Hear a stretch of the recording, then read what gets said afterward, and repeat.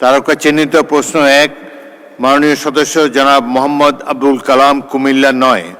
আপনি প্রশ্নটি উত্থাপন করুন। বিসমিল্লাহির রহমানির রহিম। মাননীয় স্পিকার, আপনাকে ধন্যবাদ। মাননীয় স্পিকার, মাননীয় প্রধানমন্ত্রী কর্তৃক উত্তরদানের জন্য আমার তারকা চিহ্নিত প্রশ্ন নং 1 মহান জাতীয় সংসদে উপস্থাপন করছি। মাননীয় প্রধানমন্ত্রী, অনুগ্রহ করিয়া বলিবেন কি, ইহা সত্য কিনা যে সম্প্রতি সময়ে আপনি জেলা প্রশাসক সম্মেলনে দুর্নীতি ও প্রশাসনিক সচ্ছলতার ব্যাপারে কড়া সতর্ক বার্তা সহ জনস্বার্থে অনেকগুলি নির্দেশনা প্রদান করিয়াছেন এবং ক প্রশ্নের উত্তর হাঁ সূচক হলে জনস্বার্থে আপনার উক্ত নির্দেশনাসমূহ কি কি?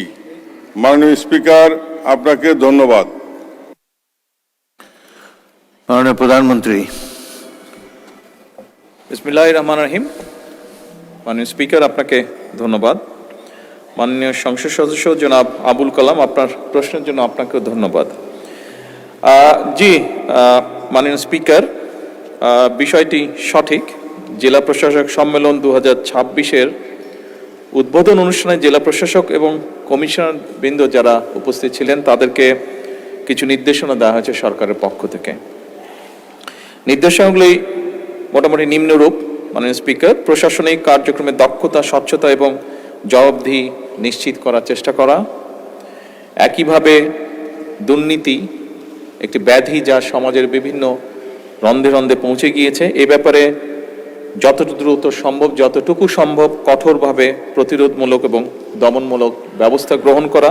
মাননীয় স্পিকার,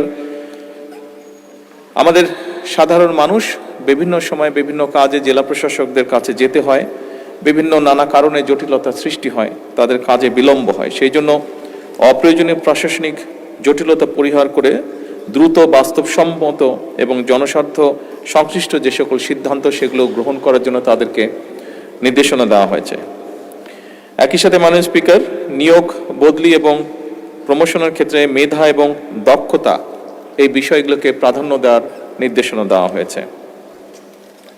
প্রশাসনিক কাঠামোর কার্যকারিতা বৃদ্ধি এবং স্বাভাবিকভাবেই যেহেতু বর্তমান সরকার একটি জবাবদিহিমূলক সরকার, জনগণের কাছে জবাবদিহি করতে বাধ্য, সেই জন্য প্রশাসনও আমরা চাইছি জবাবদিহিতা নিশ্চিত কল্পে প্রয়োজনীয় যে সকল সংস্কার সেগুলোর উদ্যোগ গ্রহণ করা। মানে স্পিকার, সেবা প্রদান ব্যবস্থাকে সময় পাল্টেছে, যুগ পাল্টেছে। সেবা প্রদান ব্যবস্থাকে সময় উপযোগী, দক্ষ, স্বচ্ছ এবং জবাবদিহিমূলক করার জন্য যত দ্রুত সম্ভব যে সকল জায়গায় সম্ভব প্রশাসনের, বিশেষ করে সেবা প্রদানের ক্ষেত্রে সেগুলোকে ডিজিটালাইজ এর রূপান্তর করার জন্য নির্দেশনা দেওয়া হয়েছে। এর মধ্যে অনেক জায়গায় কার্যকর ব্যবস্থা গ্রহণ করা শুরু হয়ে গিয়েছে। মাননীয় স্পিকার, আইন শৃঙ্খলা বা আইনের লঙ্ঘনের যে সকল ঘটনা ঘটে সেগুলোর ব্যাপারে তাৎক্ষণিকভাবে আইন শৃঙ্খলা পরিস্থিতিকে নিয়ন্ত্রণে এনে যাতে আইন শৃঙ্খলা পরিস্থিতি বজায় থাকে, জনগণ যাতে নিরাপদ বোধ করতে পারে তার জন্য কঠোরভাবে ব্যবস্থা গ্রহণের নির্দেশনা দেওয়া হয়েছে।